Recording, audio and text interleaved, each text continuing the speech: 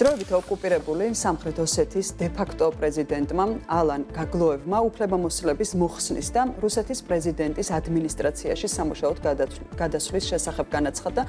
ამის შესახებ რუსული მედია РИА Новости იტყობინება.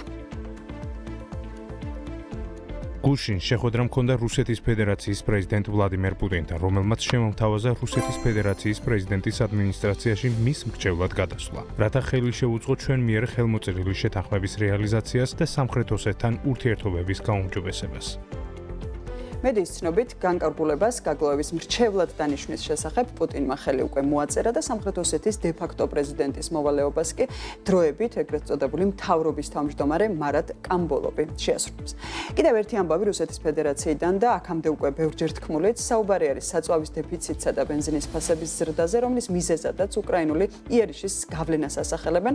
ბენზინის ფასების ზრდა და ასევე დეფიციტი იმ ქალაქებშიც კი შეიმჩნევა უკვე, სადაც მანამდე მსგავსი პრობლემები არ არსებობდა. მათ შორის სანქტ-პეტერბურგში, ვორონეჟსა და ასევე ტულაში. არსებული ინფორმაციით შექმნილ ვითარებასთან გამკლავებას რეგიონული ხელისუფლებები ადმინისტრაციული ზომებით ცდილობენ და სიცხადისთვის სარატოვის ოლქში მაღალჩინოსნებმა ავტოგასამართ სადგურებზე ფასების ზედაზღვრის შესაძლო დაწესება განიხილეს და ტვერის ოლქში ბენზინის გაყიდვაზე გარკვეული შეზღუდვებიც კი უკვე აამოქმედეს. ანალიტიკოსების განმარტებით დამოუკიდებელი ავტოგასამართის სადგურების ნაწილი ზარალის თავიდან აცილების მიზნით ფასებს მკვეთრად ზრდის.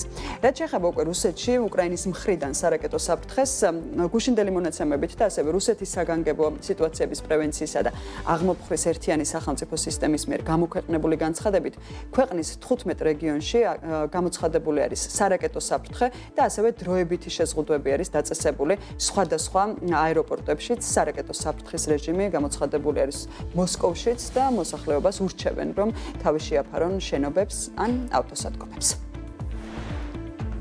რაც შეეხება უკვე ახლო აღმოსავლეთს და ამერიკასა და ირანის ურთიერთობებში დაწყებულ დიპლომატიურ პროცესებს, უკვე კონკრეტული ეკონომიკური შედეგებიც გამოიღო ამ შეთანხმებამ. ამერიკის შეერთებულმა შტატებმა ირანის ნავთობის ექსპორტზე მოქმედი სანქციების ნაწილი დროებით შეამსუბუქა. გადაწყვეტილება მხარეებს შორის კონფლიქტის დასრულების მიზნით გამართული იმედისმომცემი მოლაპარაკებების ფონზე იქნა მიღებული და შეერთებული შტატების ფინანსთა სამინისტრომ 60 დღიანი ნებართვა გასცა, რომელიც ირანული ნავთობის მოპოვების, ასევე ტრანსპორტირების და ამერიკულ ბაზარზე რეალიზაციის შესაძლებლობას ითვალისწინებს. სკოტ ბესენტის განცხადებით, ამერიკის შეერთებულ შტატებისა და ირანის მოლაპარაკებები პროდუქტიული აღმოჩნდა და მემორანდუმის რამდენიმე პუნქტის შესრულებაც უკვე დაწყებული არის. რაც შეეხება ჰორმუზის სრუტეს, რომელიც გლობალური ენერგორესურსების ტრანსპორტირების ერთ-ერთ უმნიშვნელოვანეს არტერიად ითვლება, იქ უსაფრთხოების გარემო ჯერჯერობით კვლავ არასტაბილური რჩება. მიუხედავად იმისა, რომ ბოლო დღეებში ნაოსნობის ნაწილობრივი აღდგენის ნიშნები შეინიშნება, სატრანზიტო ნაკადები ჯერ კიდევ მნიშვნელოვნად ჩამორჩება ომამდე არსებულ დონეს. საზღვაო მოძრაობის მონიტორინგის პლატფორმის მონაცემებით 19-დან 22 ივნისის პერიოდში იმ გემების მიერ, რომელთაც აქტიური ტრანსპონდერები ჰქონდათ ჩართული, ჯამში 71 დადასტურებული გავლა დაფიქსირდა და შედარება რომ გავაკეთოთ კონფლიქტამდე პერიოდში სრუტეში დღიურად საშუალოდ 100-მდე გემი გადაადგილდებოდა, რაც მიმდინარე აქტივობის მნიშვნელოვან შემცირებაზე მიუთითებს. ამავე ტენდენციას ადასტურებს ასევე Yahoo Finance-ის შეფასებაც, რომლის მიხედვითაც რეგიონში დაძაბულობის შემცირების მიუხედავად საზღვაო ტრაფიკი ჯერ კიდევ არ დაბრუნებულა სტაბილურ წინა საომო მაჩვენებლებს.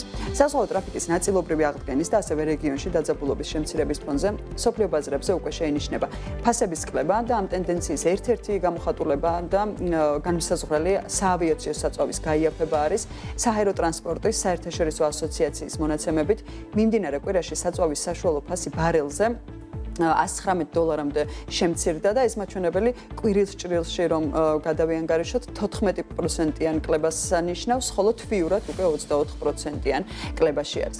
მიმდინარე წლის მარტის თვეში ირანი შტატების სამხედრო დაპირისპირების დროს საწვავზე ფასი გაორმაგებული იყო, დაახლოებით $200-საც კი აჭარბებდა და ავიაციის საწვავის ღირებულება რეგიონების მიხედვით განსხვავებული არის. მაგალითად, ევროპაში საშუალო ფასი საავიაციო საწვავზე $120 შეადგენს, აზიას თუ შევხედავთ, აზიაში $115 არის, ხოლო ჩრდილოეთ ამერიკაში უკვე $120 ივაჭრება საავიაციო საწვავი.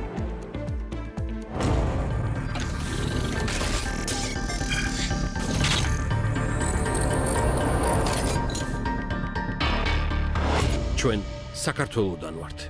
SBMG-ა.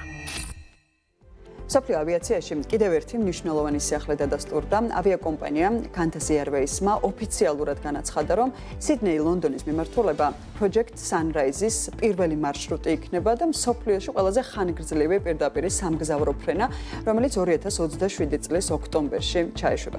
16000 კილომეტრზე მეტი მანძილის მარშრუტი აი ამ ორ ქალაქს ყოველგვარი შუალედური გაჩერების გარეშე ისტორიაში პირველად დააკავშირებს. ავსტრალიურმა ავიაკომპანიამ ასევე წარადგინა თავისი სპეციალურად მოდიფიცირებული Airbus A350 ტიპის პირველი თვითმფრინავი, რომელიც აი ამ რეისებს შეასრულებს. სიდნეისა და ლონდონის შორის ფრენის ხანგრძლივობა სავარაუდოდ, რაც დათვლილი არის ამ დროისთვის 19-დან 22 საათამდე იქნება და უკვე რაც დადასტურებული არის, სიდნეი-ლონდონის შემდეგ მომდევნო მარშრუტი უკვე სიდნეი-ნიუ-იორკი იქნება. აღნიშნული რეისების დაწყების ზუსტი თარიღი კი მომავალ წელს გამოცხადდება. ამჟამად მსოფლიოში ყველაზე ხანგრძლივი რეგულარული პირდაპირი სამგზავრო რეისი არის Singapore Airlines-ის ფრენა სინგაპურსა და ნიუ-იორკს შორის, რომელიც 15359 კილომეტრს 19 საათზე ნაკლებ დროში ფარავს. ამასობაში კი შეერთებული შტატების პრეზიდენტმა კიდევ ერთი საავიაციო სიახლე დონალდ ტრამპმა ახალი საპრეზიდენტო თვითმფრინავი Air Force One წარადგინა და ერთ-ერთი ძველი ყველასთვის კარგად ცნობილი Boeing 747 ოფიციალურად ჩაანაცვლა, რომელიც პრეზიდენტების გადასაყვანად 30 წელზე მეტია გამოიყენებოდა. ახალი ხომალდი, რომელიც წითელ, თეთრ, მუქ ლურსა და ოქროს ფერებში არის გადაწყვეტილი, ტრამპს კატარმა აჩუქა. ამ ფაქტმა გარკვეულწილად პოლიტიკური პროტესტიც კი გამოიწვია, ვინაიდან 400 მილიონი დოლარის ღირებულების თვითმფრინავი მნიშვნელოვნად აჭარბებს პრეზიდენტებისთვის დაწესებულ ერთი წყაროდან ერთი კალენდარული წლის განმავლობაში მიღებული დაუგეგმავი საჩუქრების ლიმიტს, რომელიც 50 მილიონ დოლარს შეადგენს. თავის მხრივ კი ტრამპმა ეს ასეთ თვითონ კრიტიკა უარყო და აი ამ გარიგების კრიტიკაზე მან განაცხადა, რომ შეთავაზებაზე უარის თქმა მისი მხრიდან სისულელე იქნებოდა. ტრამპმა იქვე ისიც აღნიშნა, რომ ახალი ხომალდი საჭირო იყო იმისთვის, რომ შეერთებული შტატები არ ჩამორჩენოდა უცხო ქვეყნის ლიდერების უფრო თანამედროვე თვითმფრინავებს. ამ ქვეყნებს დიდი პატივისცემა აქვთ ჩვენს მიმართ, თუმცა მათ აქვთ ბევრად უფრო ახალი და უკეთესი თვითმფრინავები. ეს ცოტა სასაცილოა.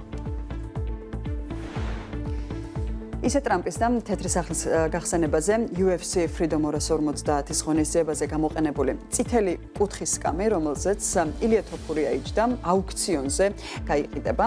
სკამის შესაძენად ყველაზე მაღალი შეთავაზება $4700 შეადგენს და მყიდველის დამატებითი საკომისიო საბოლოო თანხა უკვე $5000-საც კი მიაღწია გუშინდელი მონაცემებით. აუქციონის გვერდზე აღწერა, მასე არის დატანილი. ეს თქვენი შანსია. დაეუფლოთ ისტორიის ნამდვილ ნაწილს, რომელიც UFC-ის ისტორიაში ყველაზე მასშტაბური ღონისძიების დროს გამოიყენებოდა. ეს წითელი კუთხის სკამი გამოყენებული იყო UFC Freedom 250 თოფურია vs Gage-ის მთელ ღონისძიებაზე და შესაძლოა თქვენი კოლექციის იდეალური ნაწილიც კი გახდეს. ეს არის აღწერა, რომელიც დატანილი არის აუქციონო სახლზე და ნამდვილად ალბათ ხო არ გამოსატოვებელი შანსი არის და ვისაც აქვს სურვილი რომ ამ აუქციონზე შევიდეს, ისიც თქვათ მოდი აქვე რომ 16 ივნისს დაიწყო ეს აუქციონი და უკვე 36 შეთავაზება არის ამ დროისთვის დაფიქსირებული.